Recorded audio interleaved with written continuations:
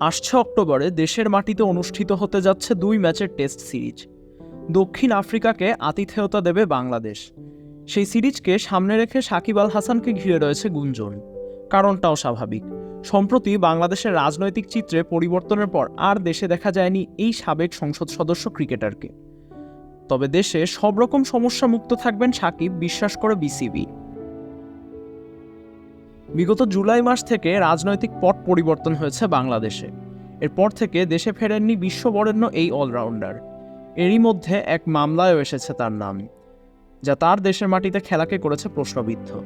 যদিও Bangladesh cricket board Shakib দোষী সাব্যস্ত হওয়ার আগ পর্যন্ত দিয়েছে খেলার অনুমোদন।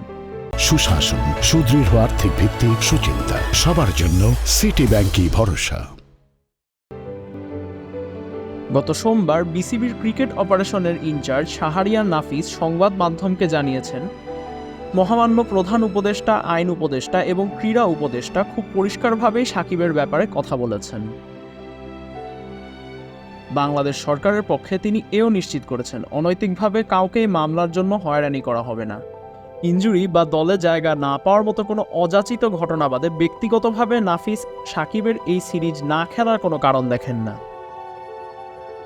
বর্তমানে বাংলাদেশ দল ভারতে অবস্থান করছে। সেখানে তারা ২ ম্যাচের টেস্ট সিরিজ এবং ৩টি টি-২০ খেলবে। ইতোমধ্যে সেখানে একটা টেস্ট খেলে ফেলেছেন তারা। এদিকে দক্ষিণ আফ্রিকা দল বাংলাদেশে এসে পৌঁছবে ১৬ অক্টোবর। টাইগারদের সাথে প্রথম টেস্ট ২১ অক্টোবর ঢাকায় এবং ২৯ অক্টোবর চট্টগ্রামে খেলবে প্রোটিয়ারা। ইসমাম সোহরাওয়ার্দী, খেলা ৭১।